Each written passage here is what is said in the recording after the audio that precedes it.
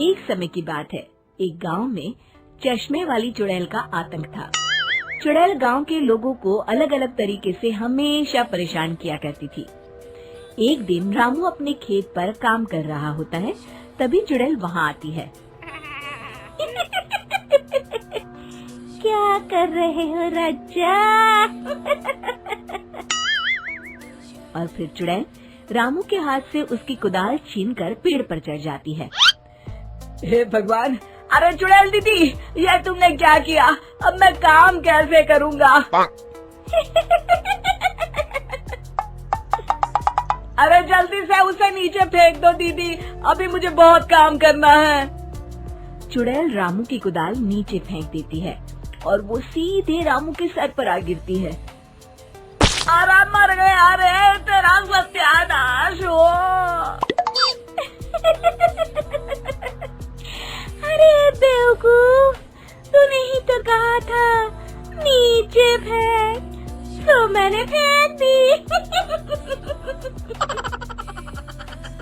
चुड़ैल हंसते हुए वहाँ से चली जाती है। एक दिन गिरधारी अपने दहेज में मिले नए स्कूटर को चलाने के लिए घर के बाहर सड़क पर ले आता है। तभी उसकी पत्नी उसे आवाज देती है। अरे सुनिए जी, आप अपना बटुआ घर पर भूल गए हैं, इसे लेते जाइए। गिरधारी स्कूटर पर चाबी लगी छोड़कर बटुआ लेने घर के अंदर चला जाता है। तभी वहाँ चश्मे वाली चुड़ैल आ जाती है और स्कूटर पर लगी चाबी देखकर हंसते हुए कहती है। कितना बड़ा बेवकूफ है, स्कूटर पर चाबी लगी छोड़कर चला गया। अब तो इसे मैं चलाऊंगी। और जैसे ही चुड़ैल गिरधारी का स्कूटर लेकर वहाँ से भागने लगती है, तभी गिरधारी उसे देख लेता है और उसके पीछे भागता है। अरे ना समझ चुड़ैल, मेरा स्कूटर लेकर कहाँ जा रही है? अरे मेरा स्कूटर वापस कर दे, कल ही दहेज में आया है। अरे कोई तो उसे पकड़ो। चुड़ैल गिरधारी का स्कूटर लेकर दूर निकल जाती है। इसी तरह आए दिन चुड़ैल गांव को किसी न किसी तरह परेशान करती रहती थी। धीरे धीरे सभी गांव वालों में उस चुड़ैल का खौफ इतना बढ़ जाता है कि कुछ गांव वाले तो उस चुड़ैल की रोज रोज की हरकतों से तंग आकर हमेशा के लिए गांव छोड़कर चले जाते हैं। एक दिन हरिया अपनी बैलगाड़ी में बहुत सारा अनाज लादकर उसे बेचने के लिए शहर की ओर जा रहा होता है। तभी अचानक रास्ते में उसे चश्मे वाली चुड़ैल मिल जाती है। हरिया चुड़ैल को देखकर बहुत घबरा जाता है। हे भगवान, गई भैंस पानी में, ये कमबख्त चश्मे वाली चुड़ैल कहाँ से आ गई? अब तो ये मेरा सारा अनाज लेकर भाग जाएगी और मेरी साल भर की मेहनत बेकार हो जाएगी। हे भगवान, मेरी रक्षा करो भगवान। जैसे ही चुड़ैल हरिया की ओर बढ़ती है, अचानक वहाँ तेज हवा चलने लगती है और आसपास पड़ी धूल मिट्टी उड़ने लगती है। तभी हरिया देखता है कि चुड़ैल को कुछ नहीं दिखाई दे रहा और वो अंधों की तरह ही चलने की कोशिश कर रही है। अरे ये क्या हो गया?